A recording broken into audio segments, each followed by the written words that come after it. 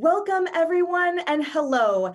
Welcome to Kayleigh McEnany's live signing of her newest book, For Such a Time as This, My Faith Journey Through the White House and Beyond. I'm Emily Campagno. I will be your host and moderator today. It is such an honor to be here for my friend and fellow co-host, Kayleigh McEnany, in this beautiful book that she has written that I found absolutely riveting, so compelling, so beautiful. It was an amazing journey that you took me on through all the pages of your book. And it's an honor to be sitting here beside you today. And you read it, you have notes all in your book. Oh yeah. You guys, this is the kind of book it is. You will take a ton of notes and highlight so much as well. It had a deep impact and a deep imprint on my heart.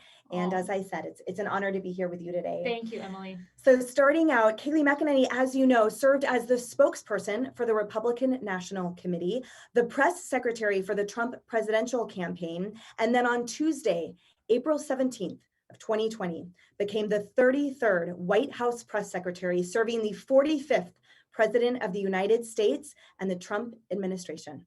Her book, For Such a Time as This, My Faith Journey Through the White House and Beyond, details just that, how her faith, scripture, and God's plan for her carried through an incredible chapter of our American history. Oh, thank you. I'm so humbled by your introduction. That's like so well said. I mean, yeah, it was a crazy time to become press secretary. I mean, COVID-19 had just ravaged the nation. I had no clue what was in store. So it was quite something, I will say. A lot of fun. People say, how stressful was it? And I say, there was stress, of course, but I mean, it was fun and certainly, the professional honor of my lifetime. And what inspired you globally to write this book? What was put on your heart in that moment to choose this specific book to share that story with the American people? Well, I mean, I think first, when you're in the White House and you leave, you are a part of history, any administration, any amount of time you served in whatever capacity. So documenting some of the experiences to me that stuck out there and sharing them all with you as you all watched from the outside was really important. I wanted to take you into the West Wing, into the Oval Office for some of those key moments in decision making. But beyond that, there was a bigger purpose than just documenting history. I am a believer. I'm a Christian. I believe in Jesus Christ. And, I hear from my Savior, especially when the going gets tough. I'm like anyone where I go through my day. And sometimes when you're busy and everything's great in life, it's very easy to forget to read your devotional or just kind of set that aside because all is great. You still go to church, of course, but you don't hear from God as much. But when I hear from him are when I go through struggles, when I went through hard times in the White House, when I was crying before I went to the White House podium because I was so nervous. And those are the moments that I hear from God through other Christian believers who often provide the same message to me. And it's like, whoa, how did you both say the same thing and not coordinate this? And that's how, Christ speaks to you. And sometimes he lets you go through low points in life because he wants to use that to make you better. You got to go through the valley before you stand on the mountain. Mm-hmm. And during those times of being in the valley, he is carrying you. And there's one set of footprints, as you detail in the book as well. Yeah. Kayleigh, you detail in chapter 1 of your book, in part, the drive to Washington, D.C. Mm-hmm. So after you got that historical phone call confirming that you indeed would be the 33rd press secretary for the White House, you drove in your husband's truck from Florida up to DC, and you talk about how you drove past throughout all these states' homes. And you talked about how you wanted to be the voice of the forgotten Americans, of everyday Americans, how you felt that their stories were often lost, often forgotten, not covered by the media, and you wanted to spotlight them in your role as press secretary. You sought to be the voice of those everyday Americans. A real chance, you wrote, you felt to heal the nation in your role as press secretary, knowing, however, that true resolution is found through Christ. Can you share with that a little bit? Exactly. Before becoming White House press secretary, I was campaign press secretary, which meant I had the distinct honor of going all across the nation. I mean, I was in Battle Creek, Michigan. I was in, we did many rallies in Louisiana and Florida. I mean, we went out to Las Vegas, and I went to each and every one with a microphone and got to talk to the Trump voter, who is oftentimes demonized and marginalized. And I got to see they had a president and President Trump who spoke for them. He's the one who coined the phrase forgotten man and woman. And he spoke to the tribulations and the trials, and it resonated with the American people, and they elected him president of the United States in 2016. So for me, I wanted to, when I took this job, I was coming from the unique background of the campaign. And I kept that in the back of my mind as I'm driving up to DC, the swamp with my husband. I was looking into these these homes in South Georgia thinking, I want to speak, as you said, to these people. I want to speak for the police officers like David Dorn, whose names very rarely are said outside of Fox News and, a few other outlets. The mainstream media ignores these brilliant, valiant officers or kids who have died to crime in the streets of liberal cities who we say are outnumbered. We say their names all the time, like Sequoia Turner, but I wanted to use the podium to speak to these Americans who are often overshadowed, but their stories deserve to be told. And on that note, I'm going to go to a viewer question. So Michael from Pennsylvania asks, what was the biggest challenge to living your faith authentically during your time as the president's spokeswoman? Biggest challenge to living my faith. I think, the biggest challenge was making sure you carved out time for your faith. Again, we all have busy lives, all of you watching. And I'm so blessed to have had two amazing parents, Mike and Leanne, who instilled in me that faith, that it's just so ingrained in that it's naturally what I turn to when the going gets tough. But to live it authentically, I think finding time to carve out, because obviously it's a big, important job. You're up really early in the morning. You work until late at night.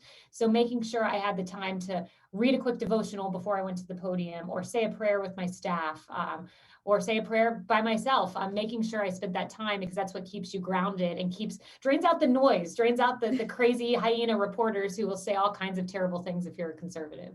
And that's exactly right. So you talk about, as you were the voice of those forgotten Americans, as you were speaking the names of David Dorn and the like, you learn the hard way that the media reports blatant falsehoods, or the mainstream media does, and then refuses to correct it. You regularly fact-checked the media in your role, and you saw how much more that the lie was amplified over the correction. You give a lot of specific examples about that. And for being a lighthouse for those children lost to the epidemic of violence, you were attacked for it, frankly. You received the specific ire of, for example, the Chicago mayor and certain journalists that really did levy venom to you. And most shocking to me was learning in your book how the more you refused to be an anonymous source, to leak to the press, the more they refused to cover you fairly, the more they stopped reaching out for facts, as is your role in press secretary. It's to disseminate the facts, right, to the American people.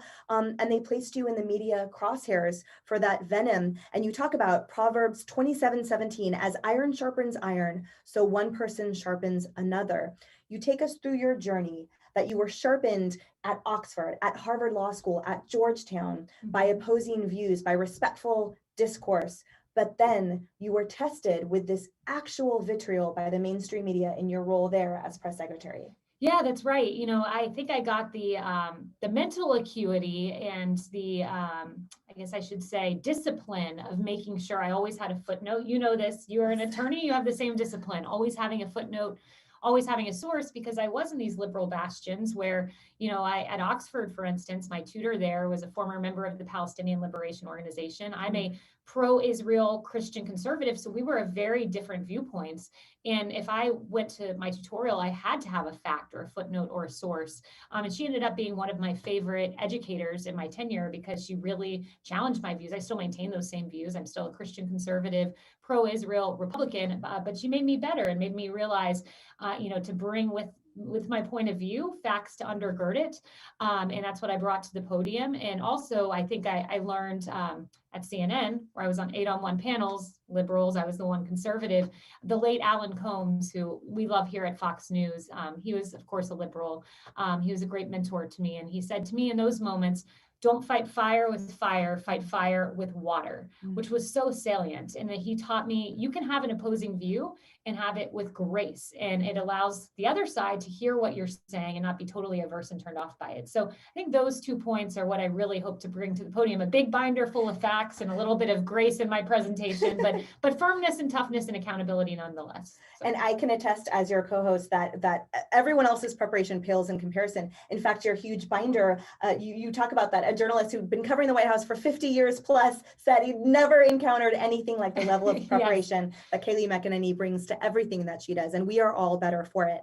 And now I have a question from David Elkin from North Carolina, who he says, hi, David. With his great sense of humor, what was your funniest Trump moment? Oh my gosh, there are so many. And I'm so glad you talk about his humor, because he is literally so funny. I mean, yes, he demands excellence and expects excellence, and he'll hold you accountable if you don't provide that. And I think that's what the American people deserve.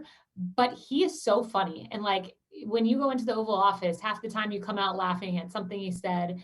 He's of great humor. I remember just days before the election, he came in, I think Kevin McCarthy was there and ordered orange soda for us all. And just like, he always got us laughing. Like, I remember one time he ate pizza, but he only ate like the cheese off the top. And I went back and he had like a stack of little pizzas. It was just so funny, so real, such a great guy, and always knew how to make me laugh. Those are just a few, but he's a good guy. And one other thing I must say about him, one story, and I tell this often, so I'm sorry if some of you have heard it, but I just think it sums up how I feel about the president.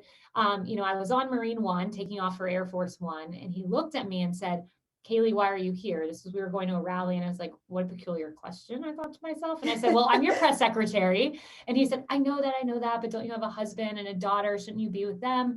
And I said, well, my husband's playing baseball tonight. He may pitch because he's an MLB pitcher. And the president goes, your husband may be playing baseball and you're here with me.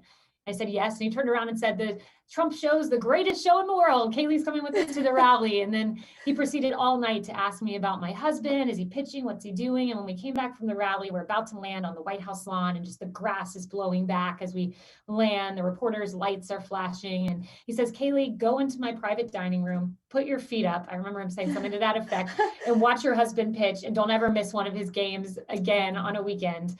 I didn't take him up on that, but it just told me a lot about him. He treated me like someone who worked for him, but also a little bit like a daughter, which was really sweet. Yeah.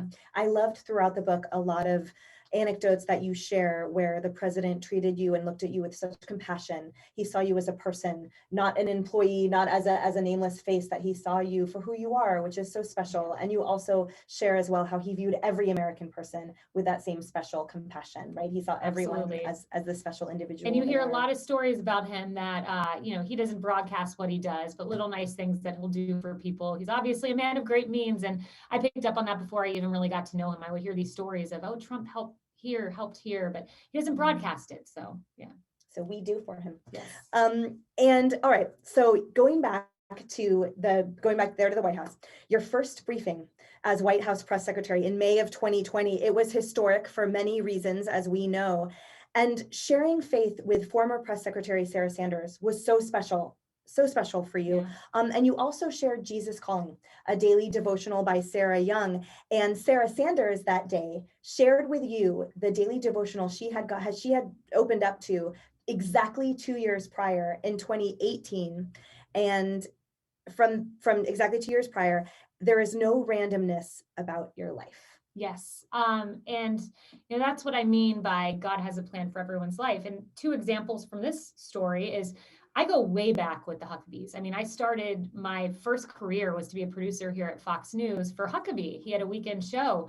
And to think that I was walking in the green room with someone who would be President Trump's second press secretary, and that me, this little kid out of college, would end up being his fourth press secretary. I mean, what are the odds of that? And that's my first job, and I'm in the green room with Sarah, and she's a great woman of faith. That, and then I go to work in the White House, and my predecessor sends me this message, a list of advice before my first briefing, and said, most importantly, don't worry, most importantly, pray. And then she sent me that Jesus Calling about there's no randomness to your life. Essentially you're meant to be in this role, and don't worry. But I worried a lot, despite preparing and praying and listening to a Joyce Meyer sermon about faith over fear. I was very worried. In fact, I was in tears before I was going to the podium. I was so nervous. My assistant, Lindy Rose, who's amazing, comes in and goes, you can't be crying right now. And gets my parents on speakerphone, and we pray together. I went and prayed in the West Wing bathroom. I went back to see President Trump. See, we're live. No worries. I go back to see President Trump, and Jared Kushner, Mark Meadows was there, and Mike Pence looked at me with praying hands and said, I saw your tweet, Philippians 4:13, and I've been praying for you. And when I went to the podium, I had such serenity, total calmness, not because of anything human or anything I did, but it's because of Mike Pence and others praying for me and Christians across the country. So all of you who prayed for the Trump administration, we felt it. I certainly did. I love that. I'll start signing some of these. So if I'm looking down, that's why I'm signing my book. I'm glad you remembered because I literally forgot. I've just been so enraptured by all of everything that you're saying. So Sherry Corona from California, or from Corona, California, Hi, writes, Sherry. as a mom, how do you manage anxiety raising a child in such uncertain and scary times? So that's a great question. I'm not like AOC. I don't believe the climate means we shouldn't have kids. She said something to that effect, which I think is nuts. I am someone who, I get that it is scary times, not because of climate, like AOC said, but because it's crazy. I mean, the fact that, they burned a Christmas tree outside of Fox, the fact that, as I open in my book, St. John's Church burned, as I was there as press secretary, a beautiful historic church, the fact that people are talking about the American flag being problematic. We live in crazy times. And not only that, but even worse than that, like the crime we're seeing on our streets. It feels like an aberrational time in history with COVID. So I get that feeling. I understand that. But ultimately, I think that's the reason we need to be bringing more kids that are of good nature and of good character and of Christian background into the world. It makes me want to bring more good little Americans into this world, like what my parents created, what your parents created. So I think trusting in God and knowing the uncertainty, He will protect and put a hedge of protection around you and your family. And I also think, and this is always important, I share with women, it's if you want to have a child, if you have that desire in your heart, there's never a perfect time. I got the job as campaign press secretary, and I thought, what better time to have a baby than right now? And it all worked out great. And now I have baby Blake. So some women have the desire in their hearts, some do not. But if you do, just know it's always perfect. It turns out perfect. There are challenges and struggles, but I'm so glad that it turned out great for me and my husband. Yeah. And you talked about your family, your dad, a man of God, and also a former football team captain, Yes. helped create your mission as you were entering in your time as White House press secretary, the mission of offense only. Yes. Yeah. And when COVID hit the White House, your daily devotional then was adversity, John 16:33, right? In me, you have perfect peace and confidence, which we were just talking about. The only time you're going to have perfect peace is with Him, is in Him. Yeah. And you wrote, of all my days in the White House, the communications and messaging were never so important as they were on October 2nd, 2020. Can you share with viewers the preview of what you talk about in your book about that? Yeah, so imagine, I'm at my house, and I found out shortly after my briefing on October 1st that Hope Hicks tested positive for COVID-19. I found out a few hours after. I go home, and I'm there with my mom, my sister, and one of my closest aides. He also happens to be a cousin of mine, a cousin-in-law, I should say, Chad Gilmartin. And we're sitting there, I'm watching President Trump on Hannity, just another normal night. And I get a call from the chief of staff's office, President Trump just tested positive for COVID-19. My stomach dropped. I was in shock and fearful. And I said, well, does the president know he tested positive? He's live on Hannity right now. And they said, we're not entirely sure. We're doing a second test, and we'll find out if he has COVID-19 for sure. So we drafted a tweet for the president to announce his diagnosis. I called him and said, hey, you're going to get through this. America's going to rally behind you. If this second test comes out positive, it did. And I go into the office the next day, and it was the most eerie day I had in the West Wing. The halls were empty, and I thought, were we not supposed to come to work today? I mean, the halls were empty. I was there, and it was really important for us to deliver messaging to the American people about his status. I didn't communicate with the president for about 18 hours, which was unusual. So, it was a challenging day. It was a scary day to have a Oval Office without a president in it, but I guess that might be the norm now. I don't really know, but it wasn't the norm for President Trump. It was a scary day, but we got through, and thankfully the president did. And I know not every American was so blessed, and we pray for all of those that were lost to COVID-19. It's been a really hard 2 years, I know, for a lot of families out there. So we're thinking of you and praying for you. Amen.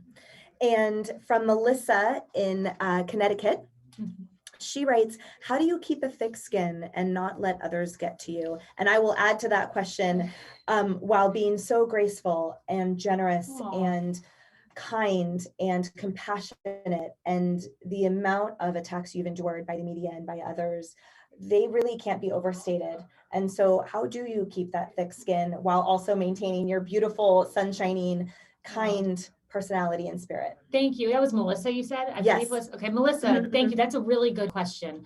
I think you have to view it as noise because there's a lot of it out there. And we have a low battery notification. Sorry, we have Instagram live over here. Sorry, we're back. Sorry, we have 2 feeds going. So Melissa asked, and I think it's a very good question about, how do you have thick skin and drown out the noise? And there's, a lot of bad reporters who wrote terrible things, people on Twitter who are trolls. I know it doesn't matter if you're on the left or the right. There are trolls on both sides, and there's hate and vitriol that's out there. I think the most important thing, Ravi Zacharias said this, and it really stuck with me. And I heard this, I attended his memorial service with the vice president a few weeks into the job. And it was quoted to me that Zacharias had said, and I had heard him say this, behind every question is a questioner with all of their hurts and troubles and bad things that have happened to them in life. So if I had an angry reporter asking something that I thought was unfair, I just tried to remember, okay, this is a human being, a soul created by Jesus Christ in the vision of the creator. And there may be a reason that they're acting this way. And the same to me applies to some of the hate you see on Twitter. Like there's a person and I don't know why they're acting that way and I don't like it, but it's noise and I feel sorry for them, I think is the way you have to kind of view it. And got to have thick skin for sure. Totally. Well, that is an impressive approach for sure. And that's amazing. And my next question that I had written is in part, you touched on it earlier, but it was the power of the faith of your team and the president's team. Matthew 18:20, where 2 or 3 gather in my name, there am I with them, as you touch on in your book. And you write about that, especially in a climate where the media created so many of the crises that you guys had endured. I think that was another thing that stuck out to me about the book, which was, I think, unlike I would think other administrations where the crises are maybe, created by natural or international diplomacy, et cetera. Frankly, so many crises you guys had to overcome as a team, as an administration, were literally created or exacerbated by the media. And so can you speak to that? Thank you. It's Johnny, Jesse Waters' assistant, bringing us a charger. Thank you, Johnny. Read our minds. Johnny's the best. It's amazing. Johnny Belisario, we love him. That's a great point you make. You made it. No, you made it in your book. Your point about that. I kind of had not really even thought of that. Like the crises, you're right. When I think back, were manufactured. Obviously, the president getting COVID-19, that's a crisis that wasn't manufactured. But thinking back, I have a whole chapter called Vindication because I think accountability is important. As you saw at the podium, I often brought headlines to fact check the reporters. And I think accountability is still important, even though we're not in the administration anymore. And so this Vindication chapter, I go through some of these crises. For instance, the media ad nauseum reported that President Trump had tear-gassed protesters to take a picture in front of St. John's Church with a Bible. I said this was not true from the podium over and over again. They still wrote the headlines. They still asked the questions. Now the Inspector General of the Department of Interior said, oh, wait, that was not true. Okay, well, we were saying that all along, but it was a self-imposed crisis from the media. Likewise, another one that comes to mind was that there were bounties on the heads of American soldiers in Afghanistan, that Russia had put bounties there, and Trump did nothing about it. Again, outright lie.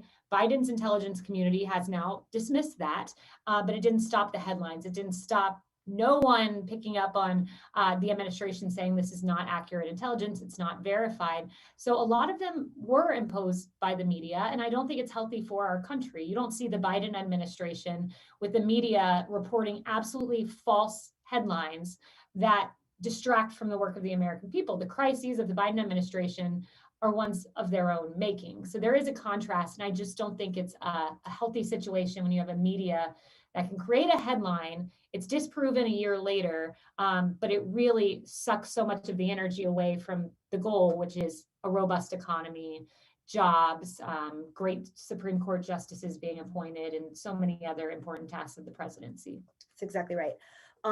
We have now a question from Connor from Ironton, Ohio. Hi, Connor.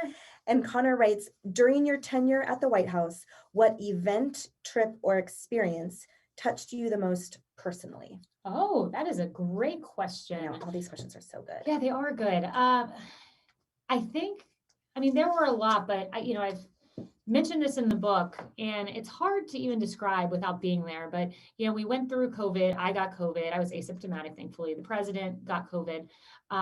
on the back end of us all recovering, we went to a church service at the International Church of Las Vegas. And, I go to church with my family, but I had never been to church with the President of the United States.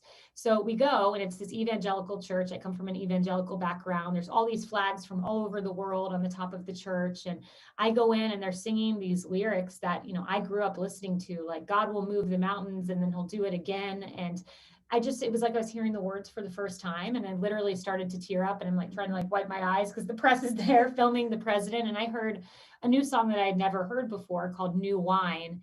And it talks about through the crushing and the pressing of the grapes, I'm making new wine out of you. And it just meant so much to be standing there next to Hope and the president. And we had just gone through a tumultuous period in the White House, but he was basically saying, I'm using this to make something so much bigger and so much more beautiful out of your life experience. So I think attending church with the president has to be one of the best experiences that I had during my time in the White House. It's pretty cool. I have chills all over that. That's even, you talk about it in your book, but even there, the color you bring to it through your own storytelling and the memory is it's just incredible. And let's talk about President Trump for a second. Promises made, promises kept was something that he believed firmly in. And you touch on the things that he did that illustrated his commitment, like refusing. I feel like these are all your stories to share. So no, you guys just know that amazing job. I'm paraphrasing all of this. But for example, there was a time when, against the advice of you and Kellyanne Conway and a lot of his advisors, Jared Kushner and the like, he still chose to do something because he said, I have made a commitment to the American people. It doesn't matter if it will be a distraction. It's to them that I owe this duty.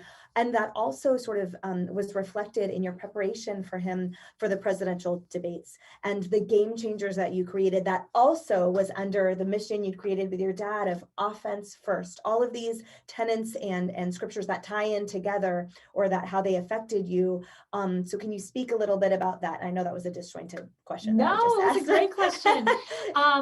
So first, to the first point, I think it's important.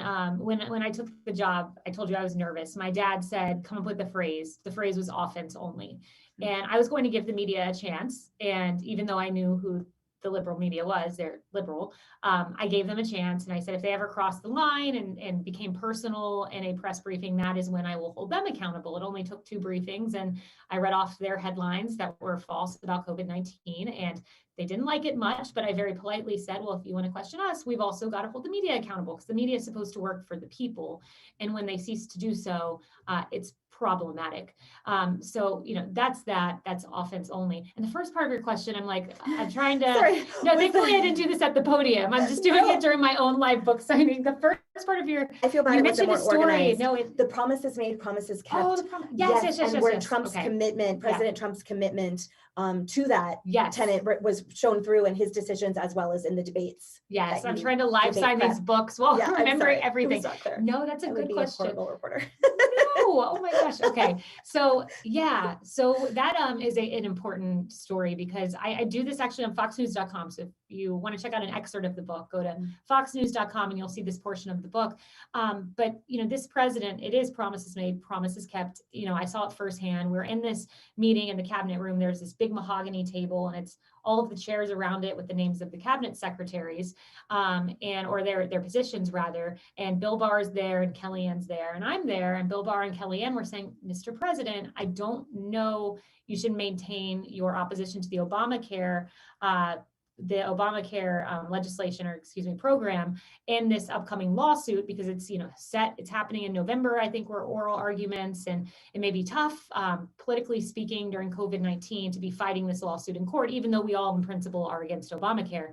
And he looked at me and said, what do you think, Kayleigh? And I said, Kellyanne and Bill Barr make a really good point. I think this is a tough position politically. And I think I don't think the Attorney General was making a political position. I think that was another person in the room's position. And I echoed that to him. And he looked at me and said, Kayleigh, I will always stand with the people who put me in office and the promises I made to them. And I will manifest the promises I made, promises made, promises kept. And that meant a lot to me because I had been at rallies hearing the president say these things.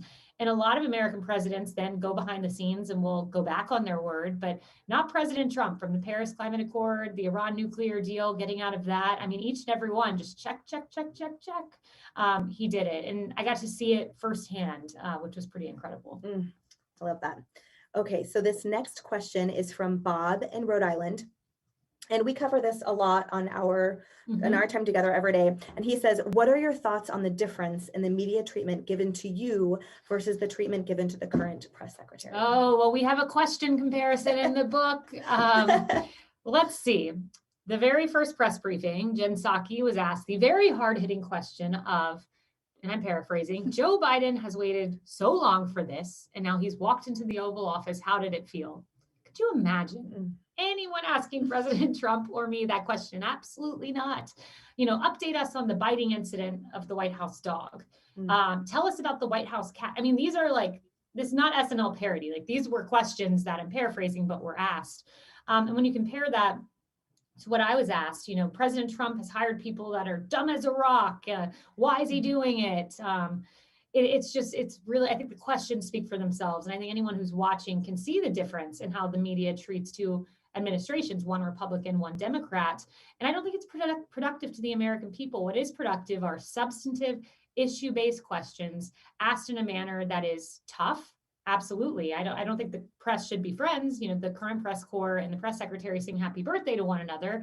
I'm not sure it should be that friendly or that cordial, or Biden administration apparently having meetings saying, we don't like your press coverage. We want more favorable economic coverage. I don't think that's the answer, but definitely tough questions asked in a polite manner, that are issue-based and on behalf of the American people. But I think the difference speaks for themselves. Just go turn on the White House press briefing if there is one now, and you can see.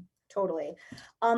You touched on this a little bit earlier, and I wanted to delve into it a little bit now, which is that you paint such a vivid picture in the book of the support that the president and chief of staff Meadows had for your family and your work-life balance, right? Of prioritizing family. You shared the story earlier of the president saying, go into the Oval Office and watch, or my private dining room, and watch your husband pitching in the game. Oh my gosh, he's pitching in the game. Like, go, you know, you should be watching that moment rather than with me. And in the book, your husband, Sean, even wrote a paragraph, which I loved and was awesome. And I really loved how you wove in stories of your normal life throughout the book, including stories of your full circle.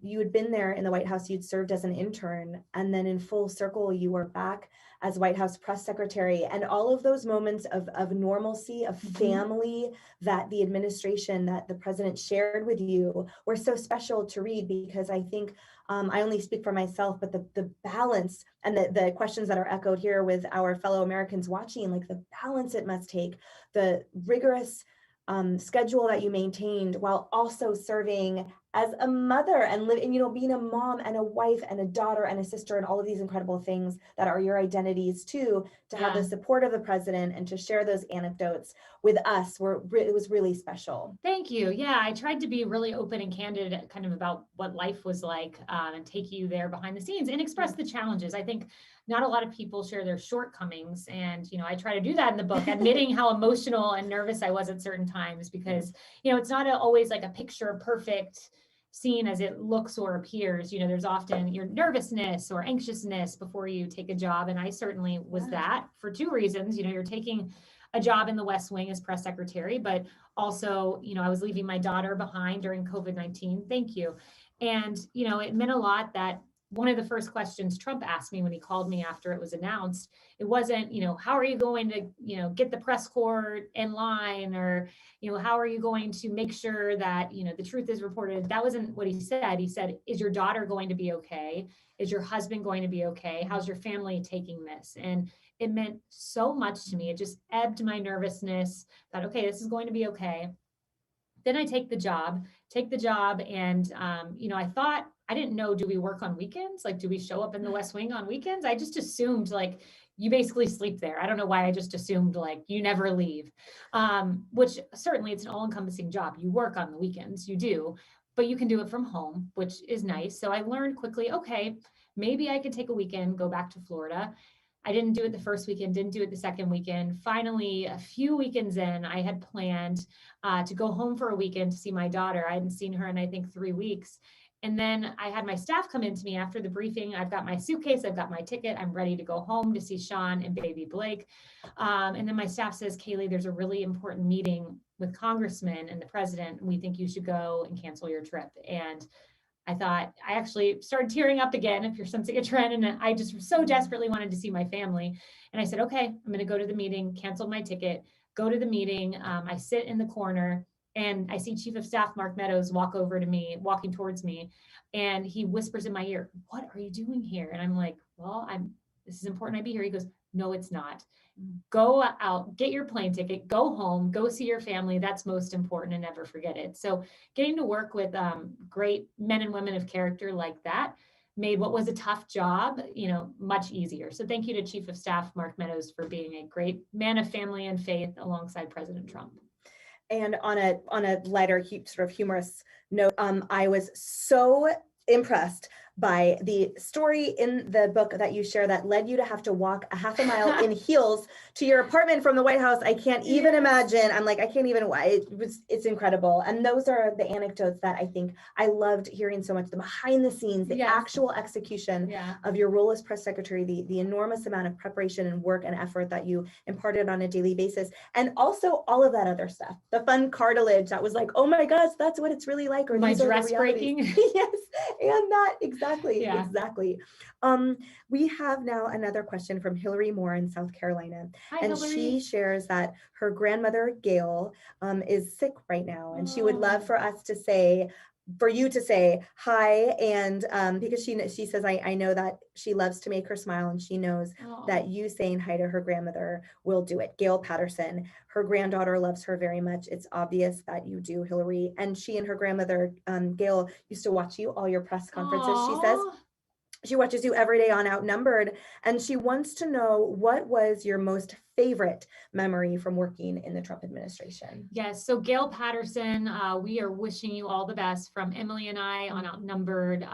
We will be praying for you. In fact, I will tell you, baby Blake and I, we get by her crib every night, and I try to get her to stop playing and start praying.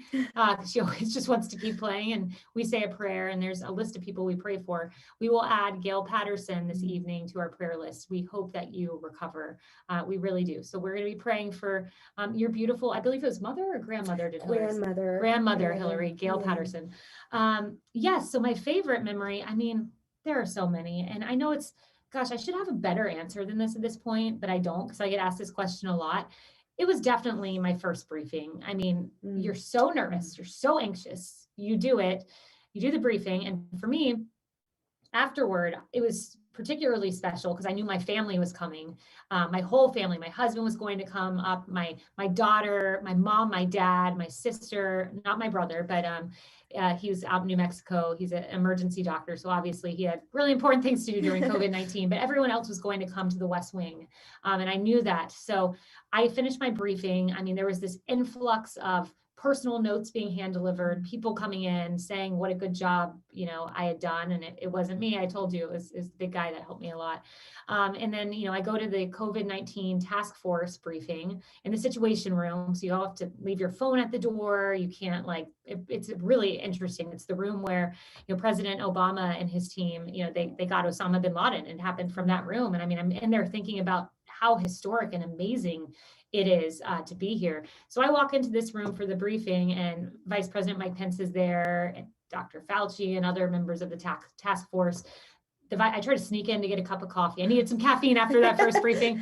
And the vice president stops the whole meeting and looks and goes, everyone give her a hand. And he got the entire room to clap for me, which was so humbling, so cool. And then I sneak out of the task force briefing. And I go, and waiting in my office is my mom and my dad and my whole family. And I see baby Blake. I hadn't seen her for a few weeks. And she was like a different baby. She was huge. She had her legs up on the side of the stroller. I was like, you're like a kid who hikes your legs up now. So definitely it had to be my first briefing. There's so many special moments, but that one was really just on a personal level, very cool. Absolutely. All right. So now we're going to go into something that you have shared with many. including 17.3 million viewers in August 2020 at the Republican National Convention. And that is your Yes. story of realizing, of learning that you had the BRCA gene and the following in your mother's footsteps of getting an elective double mastectomy. Because as your father said, you know your weakness. He encouraged you to attack, to employ the mission you guys created together of offense only. And we wanted to know if you could share a little bit about that. Absolutely. And I'm sorry if I look distracted. No, There was please, one portion of the book I wanted to share, and we can get back Yes. to it later I'll about plug the, that in. because I know you're a big military family, Emily. You Mhm, come from, I mhm. mean, it's amazing. She had a relative who Thank was you. in Pearl Harbor. I mean, Survived it's, Pearl Harbor. yeah, survived Pearl Harbor. So I just later want to get to this story about going to Fort Bragg, because I talk about my briefing as a personal accomplishment, but in terms of meaningful moments, that there was certainly that. But yes, so this is a great example, and this is how the book ends. I talk about a parallel journey. So most of it's about my time in the White House and part memoir and part funny stories. But the end is about a parallel journey. As most of you probably know. Oh, we gotta go back. I No, thought, if you you'll can't see excuse it. me for a second while no, I no. plug it in. I just Yeah. didn't want to be distracting. So everyone Sorry. excuse me for a We have moment a while you tell parallel your story. Instagram live here. And so it keeps going low battery because of course I didn't charge my phone. And oh, you got it? Yes. Okay. So I it. have the BRCA2 genetic mutation. It puts me at a high risk of breast cancer, 87% risk in my lifetime. I had 8 aunts, extended aunts in my family who had the horrible disease. Some of them got it in their very young 20s. And so I knew I had this. My mom knew she had this. She chose to get a preventative double mastectomy. She never had cancer, but she did it as a preventative measure. I followed in her footsteps, and it was a hard 10 years of surveillance and mammograms and ultrasounds before ultimately I decided to have a double mastectomy after I had met my husband, and we had gotten married. I felt it was the right time in my life. So I chose to have this double mastectomy. And, you know, when I talked at the beginning of this about the hard times in life, the challenges, the struggles, you know, the challenges in the White House, my personal health challenges, it was in those points where I told you that God spoke to me in such a real way. And he did certainly before I made that difficult medical decision. I was able to share this story with millions of people at the Republican National Convention. And still to this day, I hear from women who said, you know, I showed up and I got my mammogram because, you know, I heard you speak and it reminded me to engage in surveillance. And that's the most effective way to beat breast cancer is to have your routine mammogram. So please do that. And I share this story, and I don't want to give the ending away, but I really love how the book ends because I kind of contrast my journey and how my health situation turned out with the way another health situation turned out, and weave it all together to just say God gives some people certain challenges and some people bigger burdens than he does other people. And I don't know why that is, but I know everyone watching is here for such a time as this, and he has a plan, and he can take the worst situation, a sickness, a health problem, and use it for good. So if you read the end of the book, I don't want to give it away, but I do really love the way it ends. It ends beautifully. Do you want me to plug this in? No, it's okay. While when you share your story about Fort Bragg right now, I'm just going to, if you'll excuse me, I'm gonna plug this in on the other side. There's no sockets over here, so I'm sorry, but you stay here, and you and everyone listen to Kayleigh, because she has a great story about that she wants to share with you guys. So we can get this here. I'll do. Oh gosh, do I feel terrible. Quick. No, oh my gosh. No. Okay, I'm sorry. No. Hey guys, we're still here. This is called live Instagram. And then we can just stick it on that side. Okay. And there's going to be a surge protector bottom right on the brown. And I'm so sorry about that. You're the one doing this. No, please. We're good. There we go. Awesome. All right. We figure everything out except we forget the charger. Go figure. But thanks to Johnny, we're now Johnny Balisario. There we go. Jesse Waters' assistant. He's the greatest. Okay, perfect. Yeah, so Fort Bragg, Emily comes from a military family. We're trying to position this. We're both in here. That's okay. You're the only one that matters. There you go. Anyway, here we are. There we are. Well, almost. Sorry, if you could see what we're doing here, you would laugh. Yeah. No problem, my dear. Tech difficulties. So, and you were sharing how you went to Fort Bragg, or you had the honor of going to Fort Bragg. I went to Fort Bragg. That was super cool to go with the president. Oops, I got it. Don't even worry about it. Oh my gosh. I will take care of that. And comedy of errors right here. No problem. Here, I'll take care of So we went to Fort Bragg, which was very cool to meet our heroes and our special forces. And one of them said to me, like, I love the job you did as press secretary. You know, something to the effect of, you know, thank you for your work in the administration. And I looked at him and said, are you kidding me? I mean, thank you, sir, for your service. It is humbling to meet you. It's an honor to meet you, to meet someone in special forces, meet all of those men and women. They're truly incredible. And separately from that interaction, I was riding in a government vehicle with a young man from the military, and he told me I actually was upset because I just left my daughter and I didn't know when she would be coming home. And he said to me, you know, Kayleigh, I haven't seen my daughter. I think he said in like 8 months. I don't remember the exact amount of months.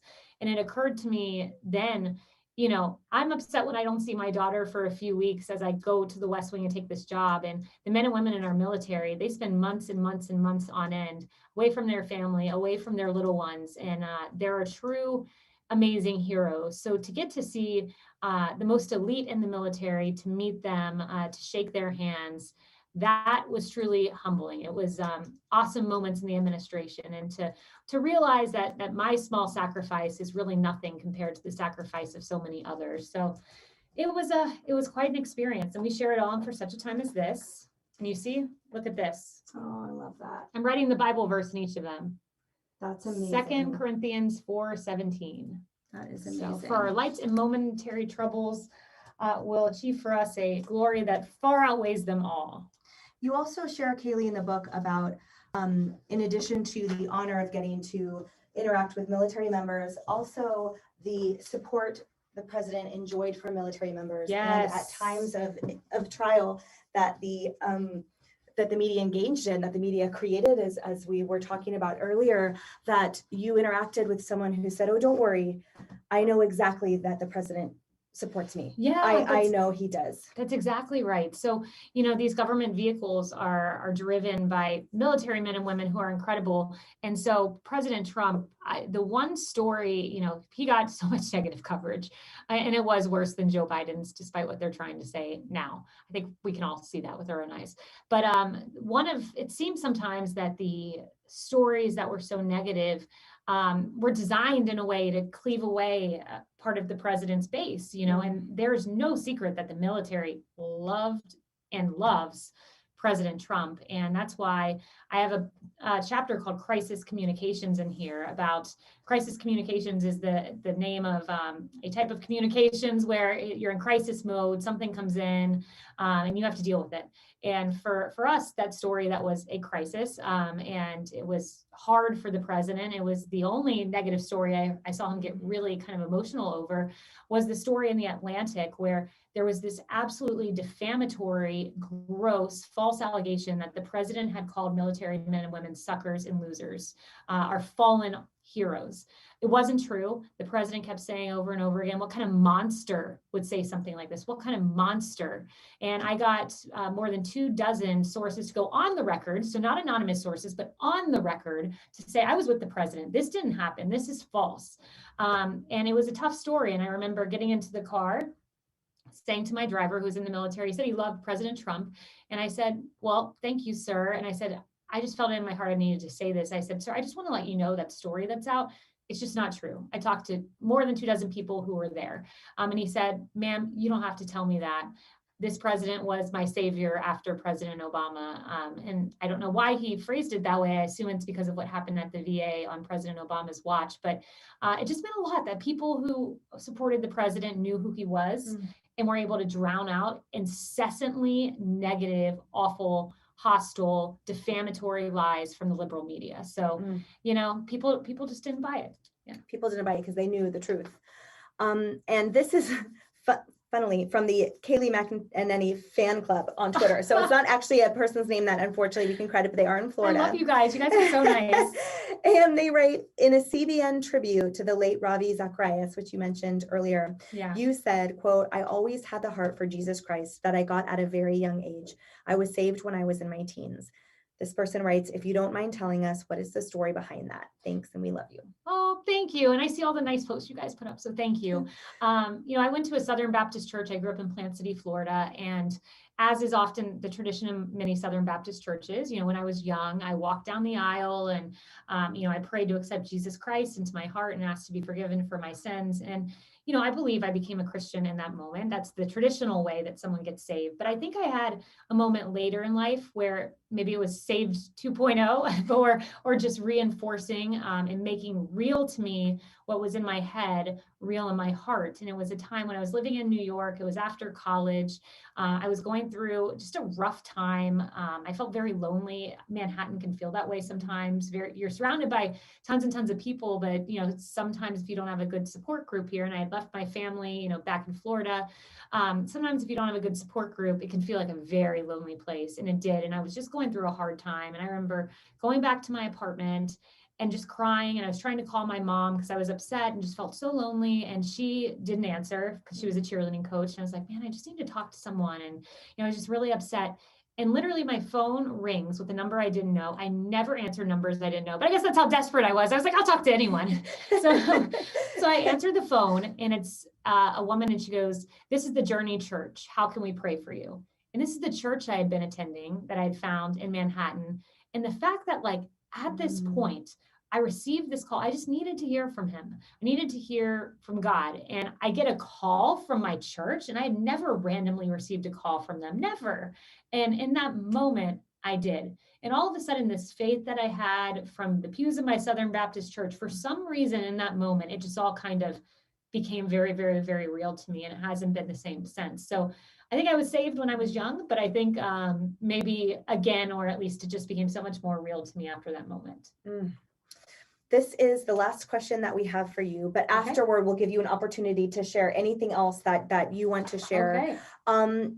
And we can also go more into here. So, and it's ending on a note of encouragement, which you are such an encouraging individual, and your book is so encouraging. The story is within, because you always tie it back to the word. You always tie it back to Jesus and faith in God and things that are the source of endless hope. And the title. This is what we're going back to, which is Esther 4:14. You have come to your position for such a time as this. And you write in the book, that this is your story. This book was your story, but you also say, we are here in our positions for such a time of this. And you encourage everyone to know, to believe, to know firmly that he has written our stories as well. Exactly. He wrote the story of Queen Esther in Esther 4:14. That's where you get the words for such a time as this. Now, Esther did far more important things in history than I have done or will ever do. But nevertheless, I think those words are in there for a reason in the Bible. They were sent to me for a reason, I know. I was so nervous to take the job, and my dad sent to me, Kayleigh, maybe you were made, quote, for such a time as this. And then a Democrat commentator named Van Jones, so other side of the aisle, separately from my dad, texted me a few weeks later, maybe you were made for such a time as this. And I think sometimes when people say, how do you know God is real? When you hear the same message through two different sources within a very short time of one another, I think it's him speaking to you. And I say, I was made for such a time as this, but so were you. All of you, we've had people from the Carolinas, from all over the country. You are in your position, in whatever your job is, and whatever your family life circumstances, for a reason and a purpose for such a time as this. So those words that were meant for me, likewise, are meant for you. And likewise, your trials, your tribulations. I know, we were told about a sickness during this. Bad can be turned into good and used for good in your life and the lives of others. So that's the message, that's the theme, and I know it to be true. And I think each of you will just ask him to show you. I love that. And that's a perfect segue to this last question from Dan Carlisle in Pennsylvania. And he writes, please know that you sharing your faith in Jesus on Fox News and now in this book is deeply admirable. And he writes, I respect you so much for it. Thank you, Dan. And he writes so much. sorry. Yes, no. Thank you. And he writes, my question to you is this: what was one of the greatest aspects of being President Trump's press secretary, but how do you feel Jesus used that career opportunity in your life? Yeah, I think he gave me a platform. I'm here at Fox, but before that became press secretary. And I think from the podium, I always wore my cross, which is here somewhere in this yellow dress. And I think people can recognize Jesus in others. And I can, my colleague Emily, I can see such a light in her. If you know her, it's not an act, her happiness on TV, it's a joy in her heart. And I think people recognize that. And I think they recognized, in a tough moment that I was able to answer questions with grace, not because of any special attribute I have, but because of someone's who's living within me.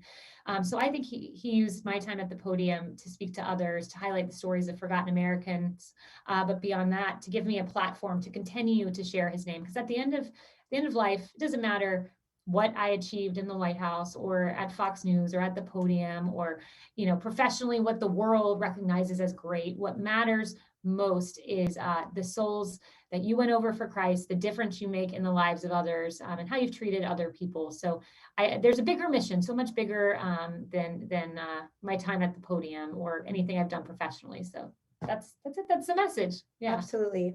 And someone did ask what was your dream job now that you've fulfilled White House press secretary and your dreams are now on Fox News. And I'm scared to ask because I don't want you to leave us, but they want to know if you have another dream job that you're working toward. I mean, my dream job right now is to sit on the couch next to Emily Campagno and Harris Faulkner. Like, I love it. Like when they say Fox News is a family, you know this better. When I first got here, Emily took me under her wing, and I'd interned and worked here as a producer 10 years prior, many years prior, but she took me under her wing and just taught me everything. And it's not just Emily, it's Johnny who runs down the hall to give us a charger. It's Greg and Jesse, where Emily and I are couched between their offices and offices of our own. It's really a family here. So I'm just so grateful to be at Fox. Yeah, same. And thank you.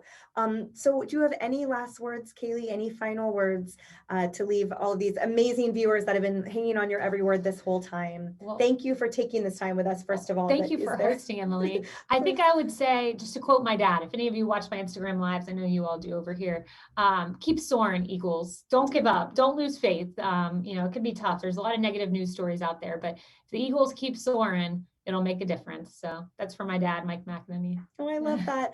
You guys, thank you so much for joining us for Kayleigh McEnany's live signing today. You heard it all from the source.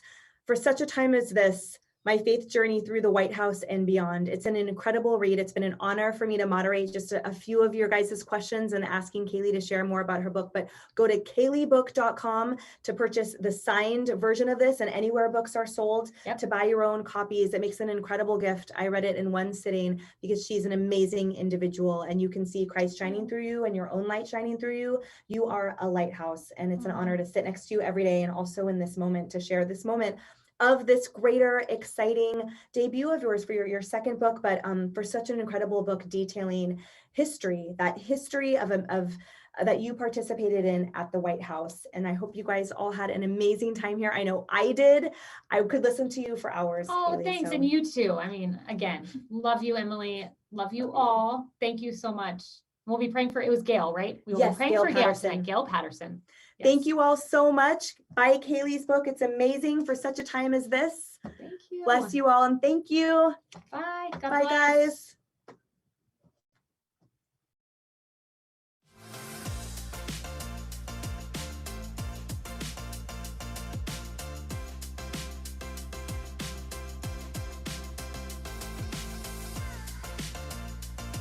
Hey, this is John Acuff, New York Times best-selling author of 7 books and someone who's done a live signing. If you like the one you just watched, make sure you check out our YouTube channel. It's full of amazing authors having great conversations and signing books for viewers just like you. So make sure you subscribe, and thanks for watching today.